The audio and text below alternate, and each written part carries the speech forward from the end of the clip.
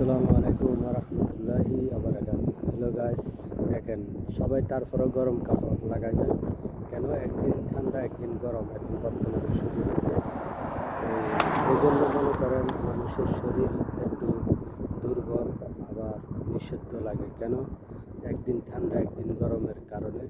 দেখেন সবই আল্লাহ তাআলার তো সৃষ্টি, সবই আল্লাহ তাআলার।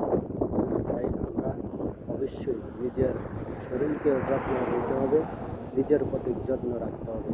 তাই আগে নিজের প্রতি যত্ন পরে অপরকে যত্ন রাখার পরামর্শ দেন। তাই দোকানে আসছিলাম, দোকান থেকে এই যে দুইটা মুরগি নিলাম, টমেটো নিলাম, দুইটা পেঁয়াজ নিলাম, তিনটা, আর একটা শুকনো নিলাম আমার জন্য খাওয়ার জন্য। তাই যদি আপনাদের কাছে এই ভিডিওটা ভালো লাগে অবশ্যই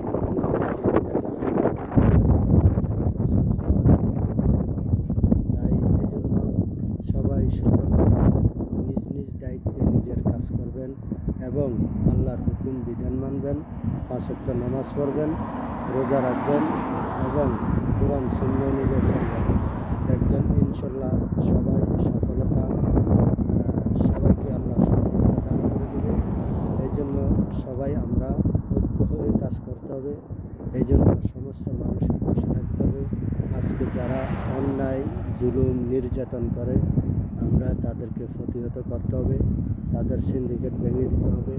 আমরা তাদেরকে দেখতে চাই না, এমন মানুষকে দেখতে চাই যারা দেশের জন্য, দেশের মানুষের জন্য কাজ করবে, যারা বিনা স্বার্থে দেশের জন্য, দেশের মানুষের জন্য কাজ করবে, কথা বলবে। আমরাই তাদেরকে ভালোবাসতে চাই, আমরাই তাদেরকে দেখতে চাই। তাই এই জন্য সমস্ত প্রবাসীরা আওয়াজ তোলেন। আওয়াজ না তুললে কিন্তু আজকে যে সিন্ডিকেটগুলো হচ্ছে, এই সিন্ডিকেটগুলো কিন্তু দিন দিন বেড়ে যাবে। তাই সকলে এই সিন্ডিকেট ভেঙে দেওয়ার জন্য সমস্ত প্রবাসীরা আওয়াজ তুলতে হবে। যারা আমার বাংলাদেশে আছেন সবাই আওয়াজ তুলতে হবে। যদি আওয়াজ না তুলেন তাহলে কিন্তু আমরা ক্ষতিগ্রস্ত হয়ে যাব। আমাদের উপরে জুলুম নির্যাতন বেশি হয় কেন? বর্তমানে প্রবাসীরা নির্যাতন হচ্ছে, প্রবাসীরা জুলুমদের শিকার হচ্ছে, প্রবাসীদের উপরে হাত তোলা হচ্ছে, প্রবাসীদের উপরে প্রবাসীদের গাইডগুলোকে বিচ্ছিন্ন করে দেওয়া হচ্ছে। তাই যারা বিগত দিনগুলোতে করে যাচ্ছে আজকে ওই সমস্ত লোকগুলো